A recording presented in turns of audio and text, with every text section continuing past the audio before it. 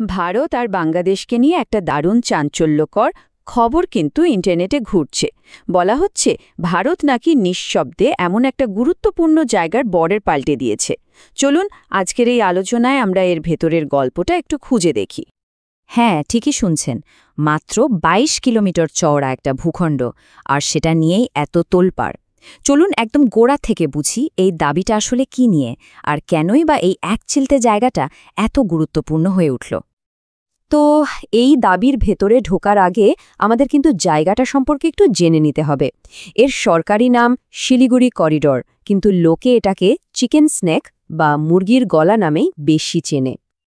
ভাবা যায়, এই সরু রাস্তাটাই হলো ভারতের মেইনল্যান্ডের সাথে তার উত্তর পূর্বের ৭টা রাজ্যকে জুড়ে রাখার একমাত্র উপায়। ভৌগোলিকভাবে এটা কি ভীষণ সংবেদনশীল একটা জায়গা।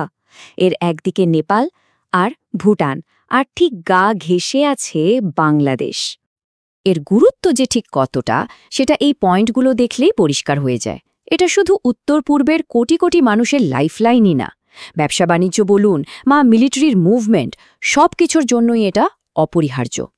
আর এই এলাকাটা প্রাকৃতিক সম্পদেও ভরপুর, তাই এখানকার যে কোনো পরিবর্তনে একটা ভূ রাজনৈতিক অস্থিরতা তৈরি হওয়ার আশঙ্কা থাকে।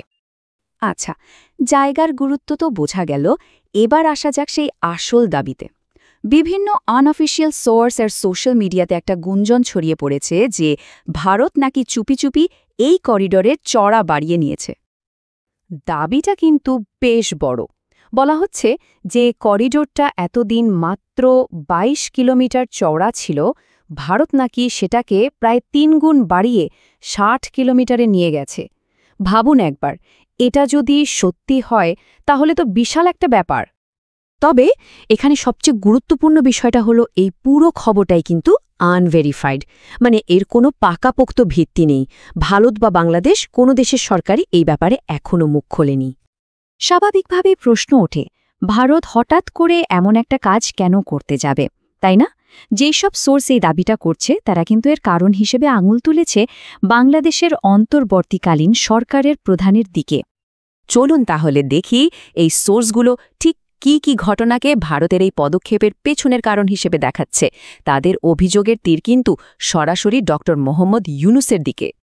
সোর্সগুলোর মতে সবচেয়ে বড় উস্কানিটা নাকি এসেছে ডক্টর ইউনূসের একটা মন্তব্য থেকে। শপথ নেওয়ার আগেই তিনি নাকি ভারতের এক মিডিয়াকে এই কথাটা বলেন, যা ভারতে একটা হুমকি হিসেবেই দেখা হয়েছে। আর এই বক্তব্যটাকেই অন্যতম প্রধান কারণ বলে মনে করা হয়েছে। সোর্সগুলোর দাবি অনুযায়ী এটা কিন্তু কোনো হঠাৎ করে বলে ফেলা কথা নয়, বরং এটা নাকি একটা ভারতবিরোধী মনোভাবের প্যাটার্নের অংশ। তারা বেশ কয়েকটা ঘটনাকে পাশাপাশি রেখে একটা ছবি তৈরির চেষ্টা করছে। এই টাইমলাইনটা দেখলে বোঝা যাবে কিভাবে ঘটনাগুলোকে একটার পর একটা সাজানো হয়েছে।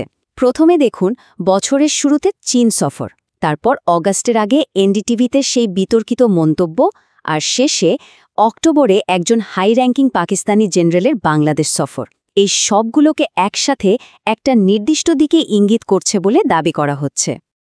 শুধু তাই নয়, সোর্সগুলো আরও দুটো মারাত্মক অভিযোগ তুলেছে। এক, ডক্টর ইউনূস নাকি 7 সিস্টার্সকে ল্যান্ডলকড বলেছেন, মানে চারিদিকে ভূমি দিয়ে ঘেরা। আর দ্বিতীয় অভিযোগটা আরও গুরুতর, তিনি নাকি একজন পাকিস্তানি জেনারেলকে এমন একটা বই উপহার দিয়েছেন যার কভারে থাকা ম্যাপ নিয়ে ভারতে তুমুল বিতর্ক তৈরি হয়। এখন প্রশ্ন হল, এই সব কথিত উস্কানির জবাবে ভারত কি করল? সোর্সগুলোর মতে ভারত কিন্তু কোনো হইচই বা ঘোষণা কিছুই করেনি। তাদের পদক্ষেপটা ছিল একদম নিঃশব্দে আর খুব স্ট্র্যাটেজিক। এই টেবিলটা দেখলে সোর্সগুলো কিভাবে দুটো দেশের ভূমিকাকে দেখছে তা বেশ পরিষ্কার হয়ে যায়। একদিকে ভারত, যে কিনা খুব ঠান্ডা মাথায় নীরবে নিজের কাজ হাসিল করছে, আর অন্যদিকে বাংলাদেশ, যেখানে একটা দুর্বল অনির্বাচিত অন্তর্বর্তীকালীন সরকার আছে, যাদের পক্ষে নাকি ভারতের মতো একটা শক্তিকে চ্যালেঞ্জ করা প্রায় অসম্ভব। সুতরাং মূল কথাটা দাঁড়াচ্ছে এই যে, সোর্সগুলো দাবি করছে ভারত নাকি বাংলাদেশের এই রাজনৈতিক দুর্বলতার সুযোগ নিচ্ছে, আর কোনো রকম শোরগোল না করেই চিকেন নেকে নিজের স্ট্র্যাটেজিক স্বার্থটা আরও মজবুত করে নিচ্ছে। তো এই সব অভিযোগ পাল্টা অভিযোগের পর আমরা কিন্তু একটা বিরাট প্রশ্নচিহ্নের সামনে এসে দাঁড়িয়েছি। পুরো ব্যাপারটা এখনও বেশ ধোঁয়াটে। আমাদের কিন্তু বারবার মনে রাখতে হবে এই পুরো আলোচনার ভিত্তিটাই হলো আনঅফিসিয়াল সোর্স।